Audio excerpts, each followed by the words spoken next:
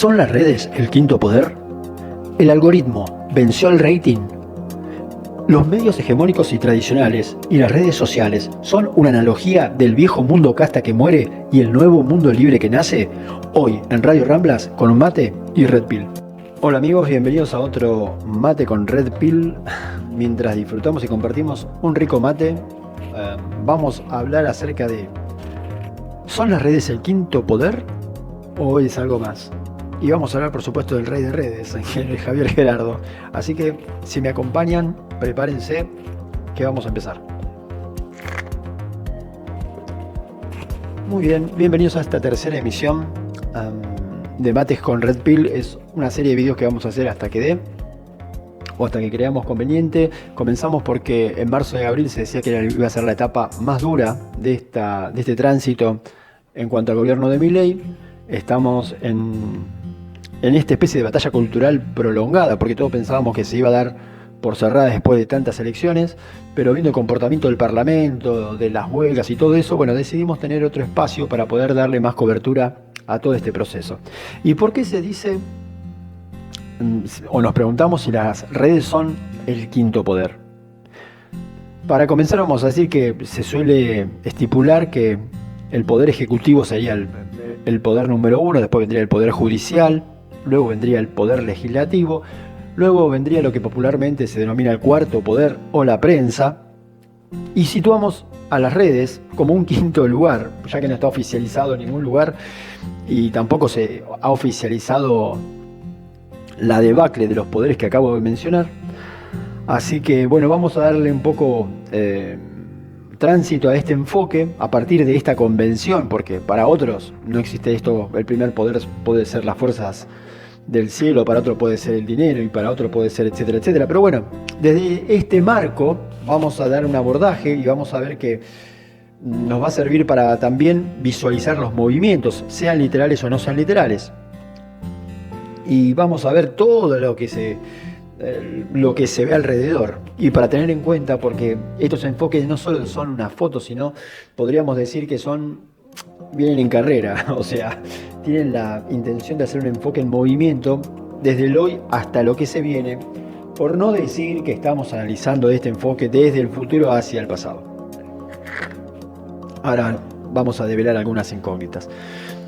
Volvemos a subrayar que este es el tercer encuentro. El primero podría ser un poco relevar la importancia que tiene esta batalla cultural en cuanto a que es contra la Matrix, ¿no? Esta batalla cultural es especial, para gente de mi edad no se podría dejar pasar.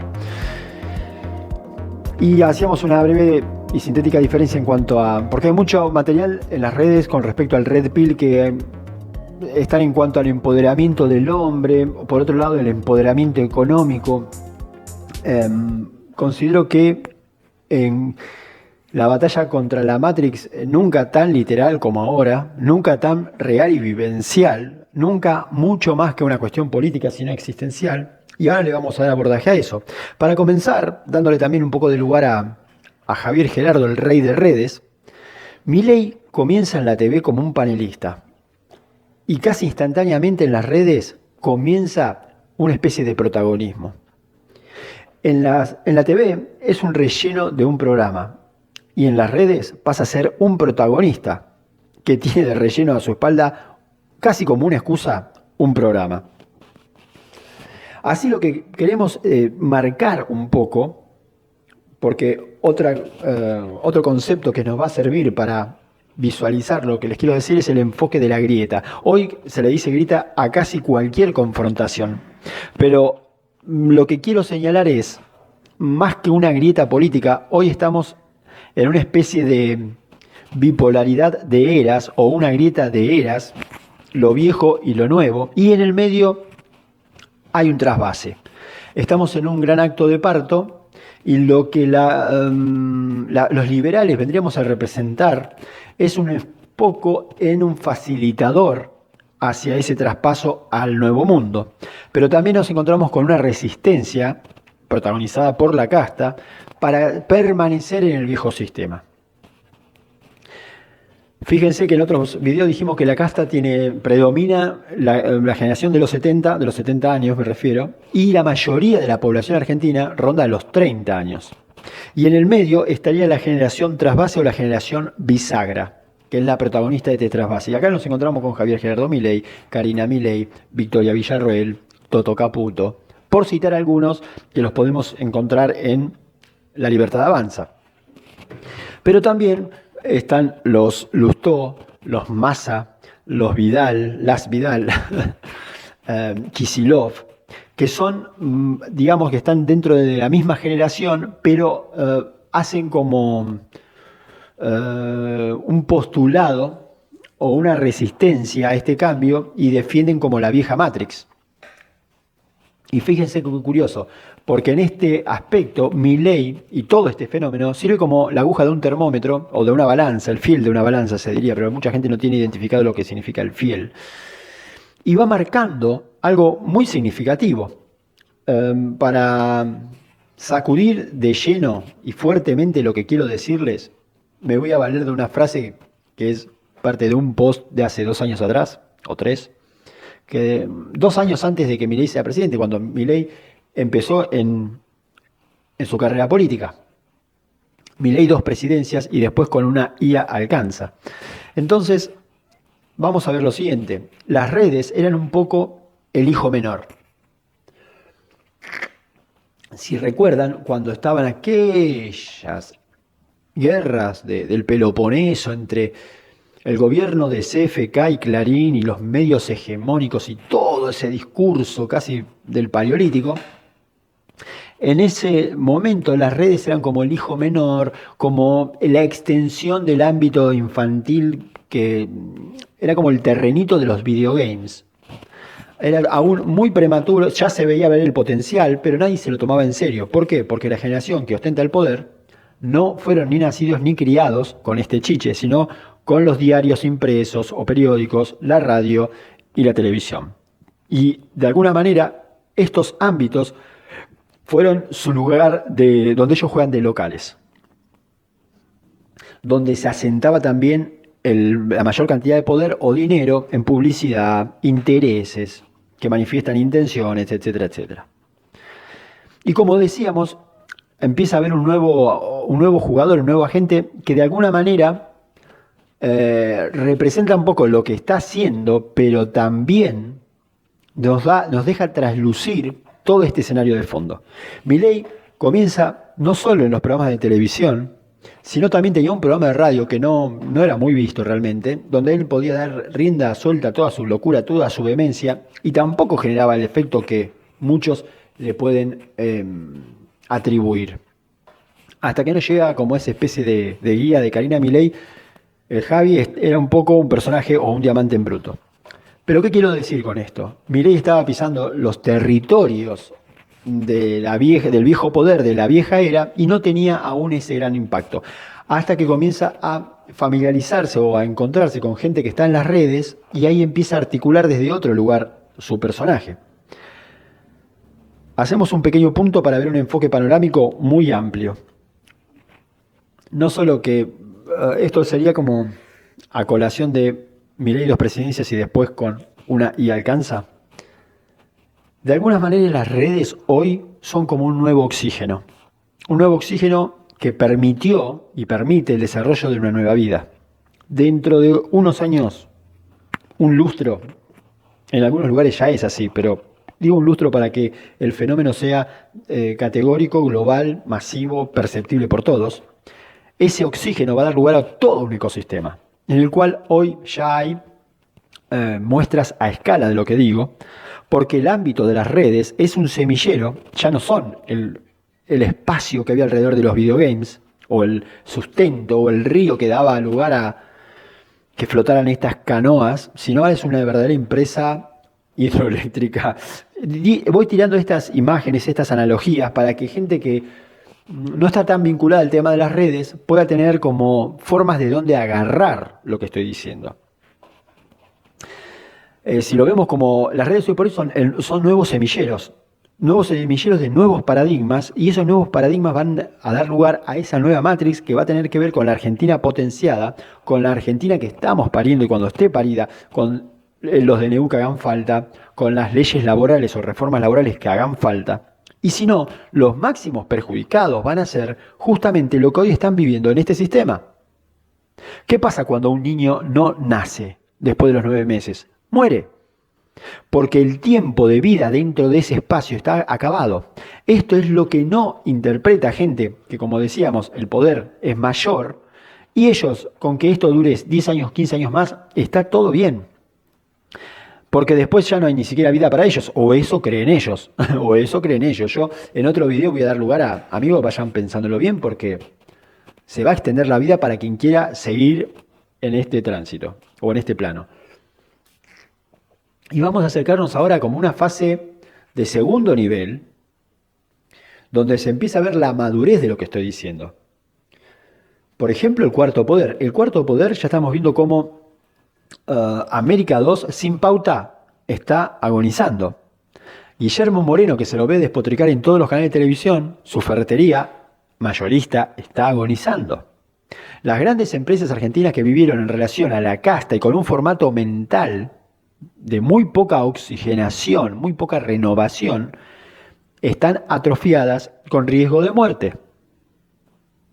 Hoy por hoy las redes sociales son como una nueva piraña, un enjambre de pirañas que está carcomiendo lo que es los medios tradicionales de difusión de noticias, lo que conocemos como prensa, el diario, la radio, la TV, generando nuevos espacios que aún no han llegado a una madurez, a lo cual invito a todos los que sean titulares de un canal y que están replicando información, que su próximo punto evolutivo va a ser que ustedes puedan entrevistar de primera mano a los protagonistas, entre comillas, de la realidad, y ustedes brindar su enfoque, brindar su tratamiento acerca de esta información. Porque hoy por hoy están como comiendo una porción de de la torta, de la torta, iba a decir la pizza, pero bueno, que emiten los canales de televisión.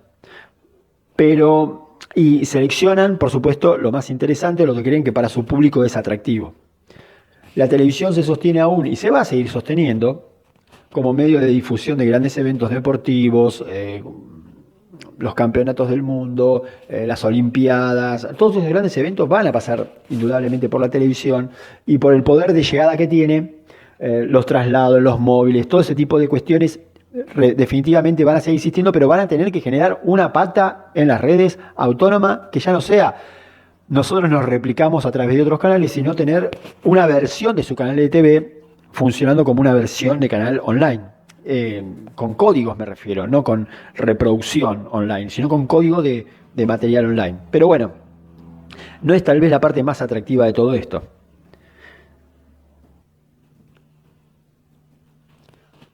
Ahora, si volvemos al punto que estamos en un trasvase entre un viejo mundo y un nuevo mundo, una vieja manera de pensar las cosas y una nueva mentalidad, ¿qué ocurre si el nuevo mundo resuelve sus problemas y sus dificultades prescindiendo de este sistema? ¿A qué me estoy refiriendo? Los nuevos trabajos vinculados a las nuevas habilidades de alta demanda que se están presentando por Internet, los deliveries, las redes de comercialización, todo lo que está ocurriendo hoy por hoy en las redes, si partimos de una foto que es el mundo laboral hoy por hoy, el 50% está en blanco y el 50% está en negro, ambos mundos responden a los intereses de sindicalistas, de la casta, de todo ese sistema, muy posiblemente, como está ocurriendo en muchos ámbitos, las nuevas generaciones están logrando su autosubsistencia o lo que, digamos, su propio recurso económico, su propio acceso a la información, porque al ir deteriorándose el viejo sistema, y acá lo que están dando lugar, este aparente quinto poder, vamos a decirlo así. Volvemos a la consigna. ¿Son las redes el quinto poder? En principio, digamos que sí, pero es un adolescente que crece rápido. Y podemos hablar que nuevos medios de difusión de la información o nuevos medios de prensa están en las redes. Se están comiendo al cuarto poder. Está surgiendo una nueva economía, con nuevos trabajos, con nuevo conocimiento, que están también erosionando las formas tradicionales de lo que conocíamos como la escuela, las viejas escuelas, las viejas universidades. Se está reemplazando esto vertiginosamente por otras maneras de acceder a un conocimiento que se va a traducir en una economía que nos hace prescindir no solo del asistir a un establecimiento educativo y cursar un año, sino que prescindir de todo ese formato y de esa cultura de vida que nos presenta. Entonces esto genera una crisis mental no asumida todavía en la verdadera forma, en toda una casta educativa, en toda la casta cultural, que ahí vemos lo que se está manifestando con, no sé, Darín, el Inca, pero podría ser expansivo a todos los profesores de todas estas carreras de humanística, que son todos una especie de casta progre, que, bueno, es para varios programas, pero no quiero expandirme ni extenderme, ustedes lo conocen perfectamente, el alcance. Bueno, es todo un conocimiento, gente que está en la mitad de su vida y que está quedando obsoleta, y eso les genera un terror gigantesco que los aprisiona, los atenaza y no los deja ni siquiera reflexionar acerca y al respecto de lo que están viviendo, porque ellos estaban acostumbrados a tener una posición bastante cómoda, de donde están paraditos en un banquito juzgando a todos los demás, modo novarecio, donde les dicen a cada uno cómo se comen, con los cubiertos que se comen, que no se come con las manos, que así no se habla, que así no se piensa, que así no se dice, y ese rol que han ejercido de manera tan cómoda y tan inmunes, las balas no les pegaban las críticas, tenían todo su kiosco muy sustentable y muy inmunizado de todo lo que ellos creían que podía venir algún tipo de crítica, y vienen de abajo, vienen de las nuevas generaciones, vienen de sus propios hijos, de sus propios alumnos, de sus propios sobrinos, de sus propias generaciones a las cuales ellos criaron bajo todas las consignas progres, y son estas nuevas camadas, como lo quieran denominar, generacionales, vamos a decir, que les están encontrando, por un lado, las fallas a su generación, la raíz de sus frustraciones y de sus vergüenzas inconfesables, y por otro lado, están abordando las soluciones desde este nuevo ecosistema virtual o desde el lugar de las redes. Y desde las redes podemos decir que no solo que se están comiendo el cuarto poder, sino que se están comiendo la educación misma y están tomando como una especie de colectora lo que sería el poder ejecutivo, judicial y legislativo. Es decir, si el poder ejecutivo, judicial y legislativo no quieren terminar siendo una minoría elitista y marginal, como lo fue, digamos, la monarquía en el medio de la expansión y la revolución industrial, que se replanteen un poco de manera seria su existencia, porque si no van a quedar, como les decía, aislados como las viejas monarquías, los viejos condes, los viejos ducados que se transformaron en viejos ricos y atrofiados, obsoletos y marginados de la vida de la sociedad actual. Y por otro lado, tenemos el tratamiento de nuestro protagonista, del rey de redes, porque Milei, ya, si bien él nunca fue un influencer, fue lo que permitió que todo un ecosistema de influencers, de youtubers, de gente con vinculación a las redes sociales, tenga casi a su imagen y figura como una especie de materia prima. Y acá nos encontramos con conceptos obsoletos como el de Fontevecchia, que denomina a todos los seguidores en las redes, los que siguen a Milei en las redes, los considera trolls, lo cual habla de el concepto que maneja, cómo piensa, con un pensamiento que está totalmente caduco, porque los trolls ya tienen que ver con la vertiginosidad de las redes.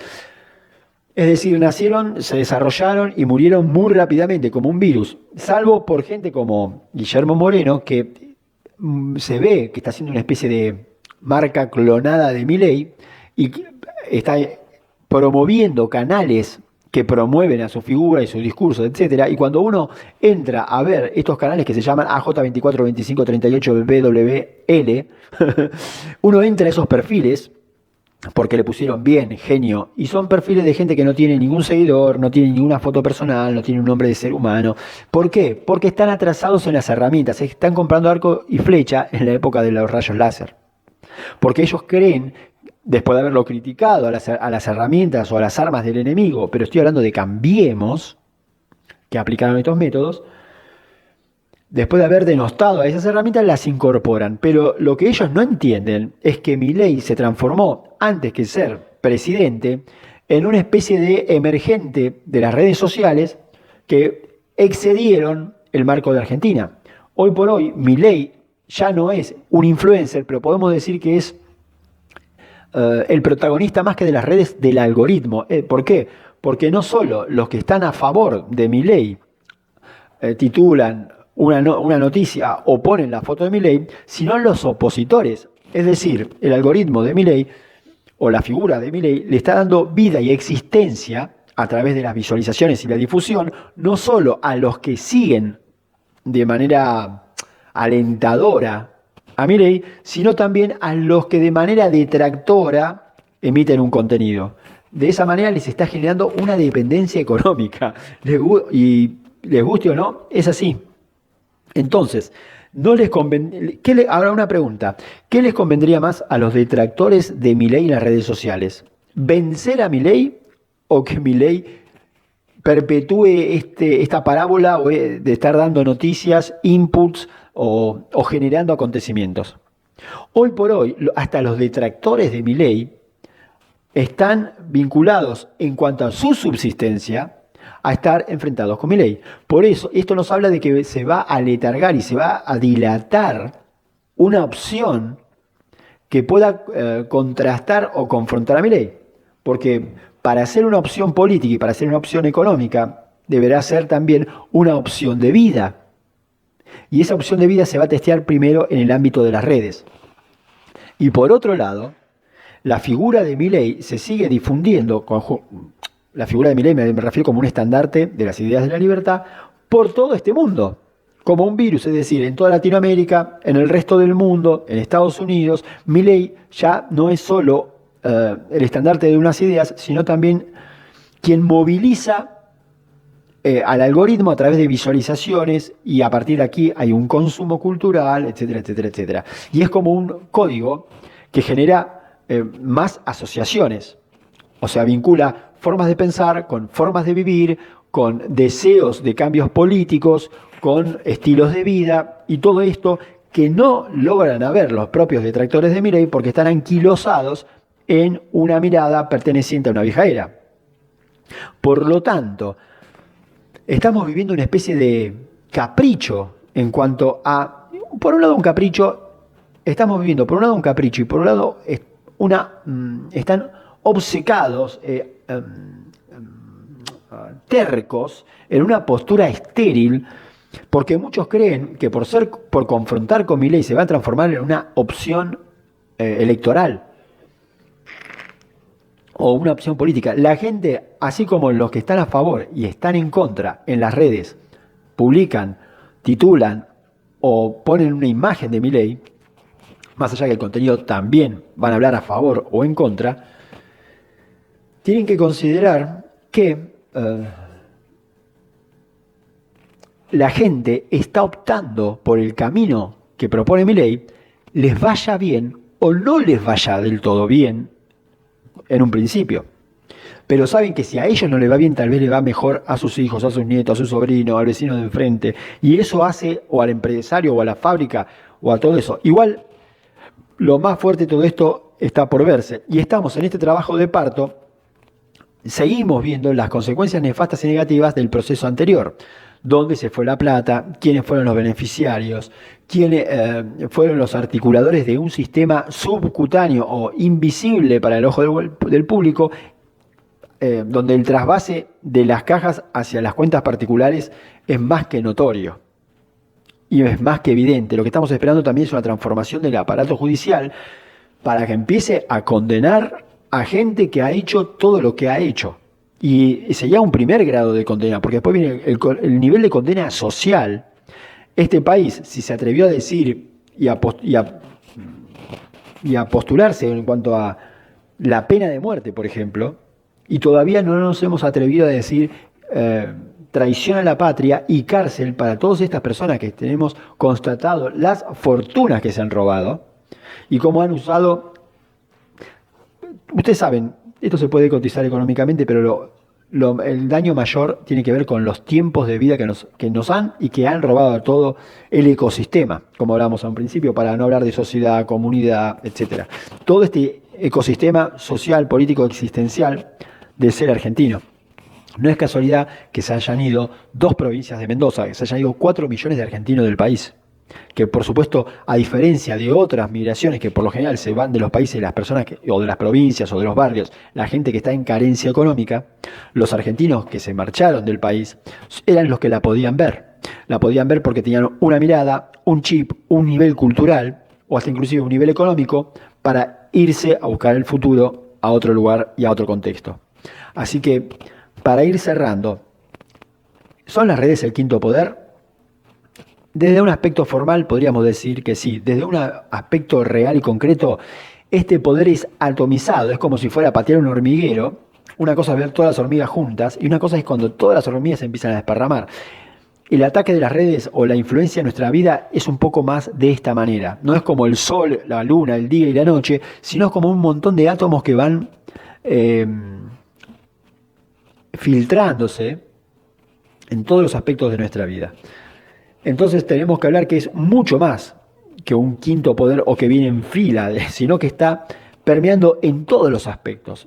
Y por otro lado, nuestro rey de redes, nuestro presidente influencer, va a seguir inmune porque si bien como político y presidente, un comentario lesivo o una crítica o un fracaso, si lo quieren ver así, podría bajar el poder en el mundo real. En el mundo de las redes es como que sube el rating de la telenovela. Es algo muy paradójico. Es como estar viviendo una vida real y una vida de ficción en simultáneo. Es como ver la vida real y un documental. Entonces, cuando más se golpea al protagonista de la vida real, es como que el documental vuelve a adquirir un nuevo impulso.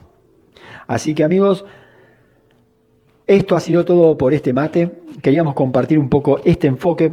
A lo largo de estos encuentros se van a dar cuenta que todos los temas hacen a un solo tema, pero está bien como ejercicio de pensamiento y también como rutina de encuentro, desglosar un poco toda esta maraña, todas estas partes para ver cómo funcionan en parte e integradas, para después abordar otro tema y volver a hacer este ejercicio. Así que este mate vuelve a ser de media hora. Voy a cerrar un poco menos violentamente que la vez anterior, es concentrado, y para mí ha sido un gusto compartir esta especie de tiempo dilatado a la vieja usanza con un montón de red pillers o de materos. No sé qué nombre ponerle. Así que bueno, esto ha sido Radio Ramblas en su tercer mate con Red Pill. Les mando a todos un abrazo grande y nos vemos en otro encuentro acá, en Radio Ramblas, mate con Red Pill.